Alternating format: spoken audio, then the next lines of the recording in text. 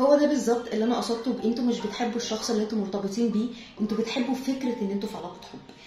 كتير جدا بسبب طفولتنا ممكن يبقى عندنا نقص في الحب، وده عشان كتير من الاهالي ساعات بيبقى حبهم لاولادهم ان هم يدفعوا مصاريف المدرسه، يعملوا لهم اكل، بس ساعات الحب بيبقى اني اقول لك كلمه طيبه واحضنك، وده حاجه كتير جدا من الاهالي عندنا بيستراجل او ما بيعرفش يعملها.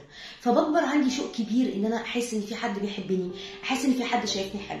فاللي بيحصل ان انا اول ما برتبط انا ببدا افصل الواقع عن الفكره اللي جوه دماغي.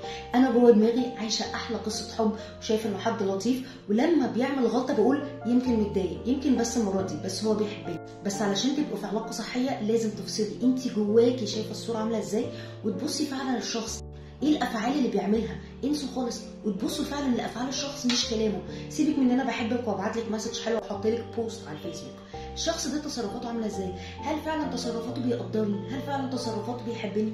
ولا دايما في تقصير او دايما في تعدي بالكلام او نرفزه او نقد وارجع اقول انا عشان بحبك؟ لما تبصوا للحقائق هتعرفوا هل انتوا فعلا في علاقه حب حقيقيه، ولا احنا بس متاثرين بالفكره اللي جوه دماغنا واللي نفسنا نوصلها.